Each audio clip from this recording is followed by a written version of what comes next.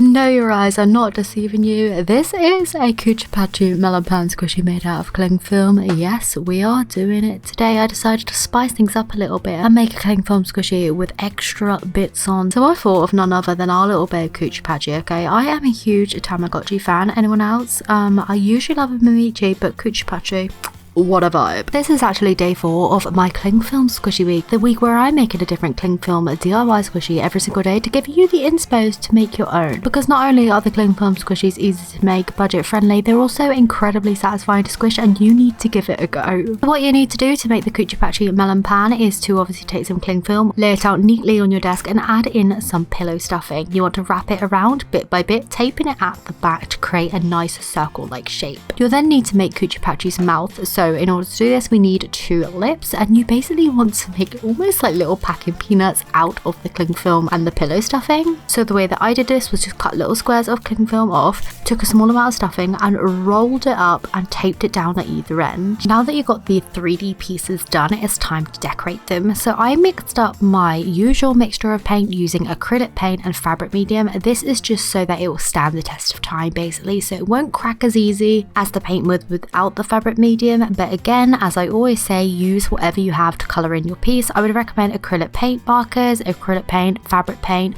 over more like other poster paint, but if that's what you've got, that's what you can use. So like I said, I mixed up acrylic paint and fabric medium in this lime green shade and painted the whole base of the melon pan in the colour. I just wanted it to match the usual kuchipatchi character colour. I also at this point used the same colour to colour in both of the lips as well and set them aside to dry. Once the base had dried, I then used the same green colour, added a little bit of this mustardy gold shade, which I then used to paint on the indents that would be naturally on a melon pan. Does anyone else love a melon pan?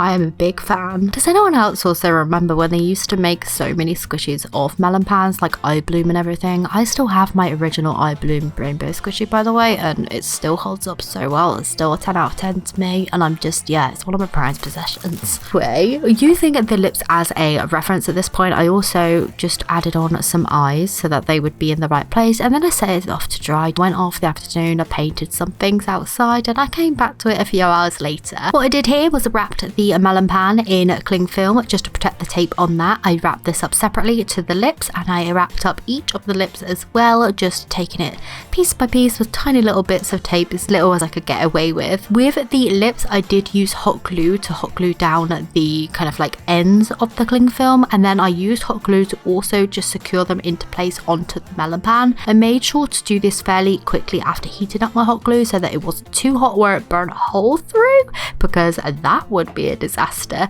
But yeah, the hot glue worked out really well actually, and I'm definitely going to be using that for additional bits in the future. So once the whole thing was covered in cling film so that all the paint was protected, all that was left to do then was to stab it with a needle to increase the airflow.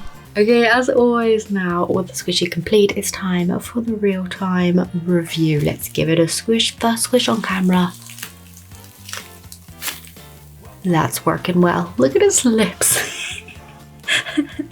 Oh my goodness, I'm loving how this has turned out. I just wanted to do something a bit extra, see if I could put on extra bits, and actually that has worked out really well. We've got the little lips there which you can squeeze as well because they're made in the exact same way, so that's working out nicely. Or you could just use it to squish it. Oh, this is working out just perfectly. Absolutely loving that. So a little kuchipatchi melon pan. I love it. Look at it. That's so funny to me. So anyway, hopefully you enjoyed watching this design come together. Like I said in yesterday's video, I'm going to be doing a full week of these now, and this is day 4. So hopefully you enjoyed watching this come together today, and I shall see you tomorrow for another cling film DIY squishy.